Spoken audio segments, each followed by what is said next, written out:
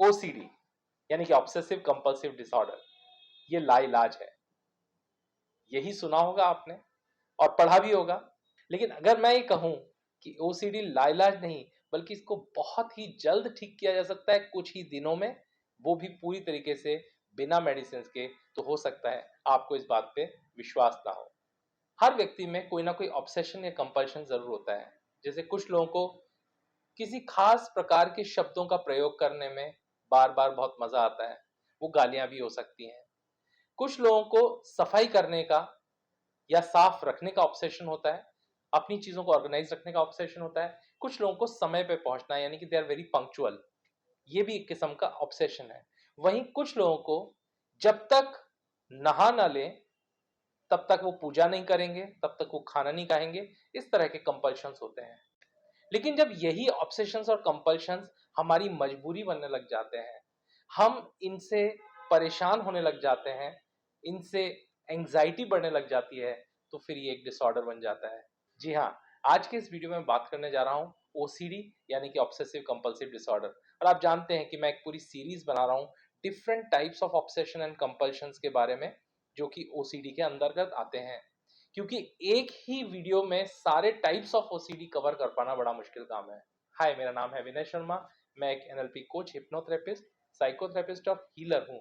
और अपने बहुत सारे अलग मोडालिटीज जैसे कि neuro linguistic programming, CBT, ERP और भी बहुत दूसरी मोडालिटीज को यूज करते हुए मैं बहुत सारे लोगों की मदद कर रहा हूँ, उनके मेंटल हेल्थ को इम्प्रूव करने में, उनकी अलग अलग तरह के डिसऑर्डर्स और प्रॉब्लम्स को रिजॉल्व करने में, वो भी पूरी तरीके से मेडिसिन फ्री।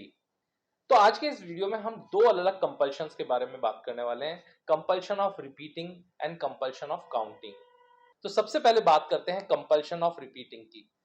जिस व्यक्ति को कंपल्शन ऑफ रिपीटिंग होता है, वो एक ही चीज को कई बार लिखता है या बार बार एक ही चीज को पढ़ने की कोशिश करता है। ऐसे व्यक्ति में एक और कंपल्शन आ जाता है कि वो अगर किसी को कोई बात बता रहा है तो एक ही बात को कई बार उसको बताने की कोशिश करता है। उसके पीछे उसका एक रेस्टलेस नेचर होता है, अंदर उसके मन में एक अशांति होती है। वो ये महसूस कर रहा होता है कि अगर मैंने ये बात बार बार नहीं बताई तो दूसरे व्यक्ति को समझ में नहीं आएगी। तो यहां पर दूसरे व्यक्ति को समझ में नहीं आएगा ऐसा सोचना उसका ऑब्सेशन बन जाता है, और इसीलिए बार बार बोलना उसके लिए कंपल्शन हो जाता है। जिन लोगों का रिपीटिशन का कंपल्शन होता है उनके साथ एक प्रॉब्लम और होने लग जाती है। मैं अपने एक क्लाइंट के बारे में बताना चाहूंगा। उनको ये समस्या थी कि अगर वो किसी रोड से जा रहे हैं और जिस रास्ते से वो गए हैं अगर उनको वापस आना है तो ये उनकी मजबूरी बन जाएगी, तो उनको उसी रास्ते से वापस आना होगा। अगर उनको किसी दूसरे रास्ते से आना पड़ जाए तो उनको बहुत रेस्टलेसनेस फील होती है, वो अंदर से बहुत एंग्शियस हो जाते हैं, अंदर घबराहट होने लग जाती है।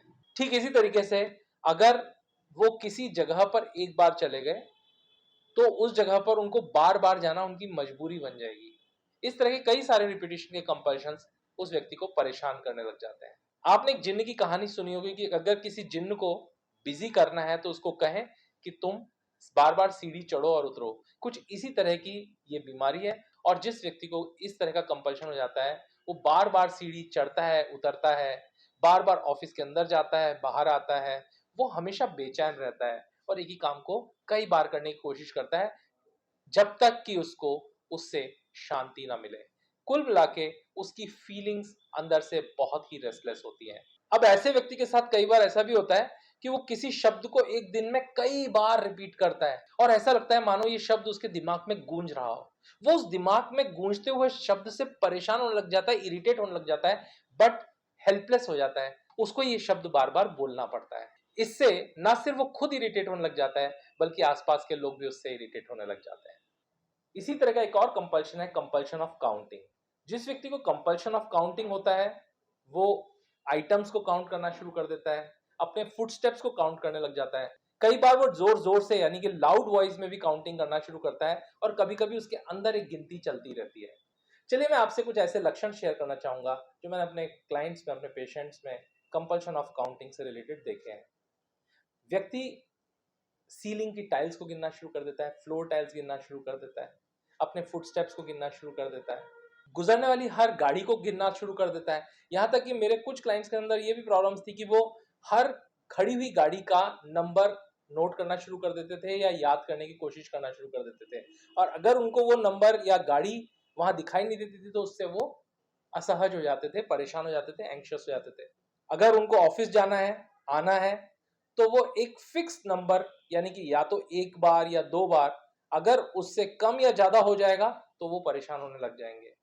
उनके अंदर एक और धारणा बैठ जाती है कि कुछ नंबर्स उनके लिए अनऑस्पिशियस या अन लकी हो जाते हैं, और उनके लिए उनकी एक बहुत ही स्ट्रॉन्ग निगेटिव फीलिंग बन जाती है, जिसकी वजह से अगर मान लीजिए 13 नंबर, 17 नंबर या ऐसा कोई और नंबर उनको ये जहन में बैठ गया है, ये नंबर उनके लिए अनलकी है, अनऑस्पिशियस है, तो फिर उस नंबर को अवॉइड करना शुरू कर देते हैं, और अगर बाई चांस उनकी जिंदगी में वो नंबर आ जाते हैं तो वो इरिटेट होना शुरू कर देते हैं। इसी तरीके से काउंटिंग वो क्लॉक पे भी करना शुरू कर देते हैं। ऐसे ही मान लीजिए डीवीडी प्लेयर पे 12:11 आ गया, और उसका जो टोटल एड ऑन करने के बाद रिजल्ट आता है 5, और 5 अगर मान लीजिए उनके लिए अनकंफर्टेबल है तो उससे भी डिस्कंफर्ट फील करने लग जाते हैं। एक तरह से हम कहें तो वो नंबर से डरना शुरू कर देते हैं, और नंबर्स उनके लिए एक बहुत बड़ी समस्या बन जाती है। तो ये थे कुछ ऐसे लक्षण जो कि एक व्यक्ति जिसको ओसीडी ऑफ रिपीटिंग और काउंटिंग होता है उसके अंदर होते हैं। पॉसिबल है किसी व्यक्ति को अगर ओसीडी है तो उसको एक से ज्यादा कंपल्शंस भी हो सकते हैं, या कई कंपल्शंस भी एक साथ हो सकते हैं। पॉसिबल है उसको सारे कंपल्शंस भी हों, जितने भी तरह के कंपल्शंस होते हैं, जिसके लिए मैंने अलग से भी वीडियोस बनाए हैं जो कि आपको यहाँ पर दिए गए लिंक पर मिल जाएंगे। तो किसी व्यक्ति को counting, repeating, cleanliness, germs, actual में इन सब का लेना देना उसकी इंटरनल फीलिंग्स है। उसको हमेशा एक ऐसा आभास होता रहता है कि कोई पर्टिकुलर नंबर से उसकी जिंदगी में किसी की मृत्यु हो जाएगी, किसी को कैंसर हो जाएगा, या कुछ ऐसी घटना घट जाएगी जो वो नहीं चाहता है, और इस डर के कारण वो हमेशा एंग्जाइटी में जीना शुरू कर देता है। ऐसे बहुत सारे कंपल्शंस एक व्यक्ति में हो सकते हैं। एक व्यक्ति जो सफर कर रहा है ओसीडी से, उसके अंदर एक, दो या कई कंपल्शंस एक साथ भी हो सकते हैं। तो इसके बारे में खुलकर बात करें अपने दोस्तों से, किसी ऐसे व्यक्ति से जो इसके बारे में आपको सही गाइडेंस दे पाए, या फिर हमारे काउंसलर्स या थेरेपिस्ट से भी आप बात कर सकते हैं। उम्मीद है ये वीडियो आपको यूजफुल लगा होगा, और मुझे लगता है कि हर यूथ को ये वीडियो शेयर किया जाना चाहिए, ताकि बहुत सारी भ्रांतियां जिनके बारे में बात ही नहीं की जाती है वो क्लियर हो सके, लोग इसके बारे में ज़्यादा जान सकें। उम्मीद है आपको ये वीडियो अच्छा लगा होगा, यूजफुल लगा होगा, और अगर आपको ऐसा लगता है कि इसके साथ शेयर करने की ज़रूरत है तो उसको शेयर करना ना भूलें, लाइक करें, शेयर करें, और चैनल को सब्सक्राइब करना ना भूलें, क्योंकि मैं मेंटल हेल्थ और रिलेशनशिप से बहुत सारे जुड़े हुए वीडियोस लेकर आता रहा हूं, आगे भी लेता आऊंगा। आप अपने जीवन को हमेशा खुशियों से भर सकते हैं, और हमारे इन वीडियोस को अप्रिशिएट करने के लिए बहुत बहुत धन्यवाद। जल्दी ही मिलते हैं एक और वीडियो के साथ, तब तक goodbye and thank you.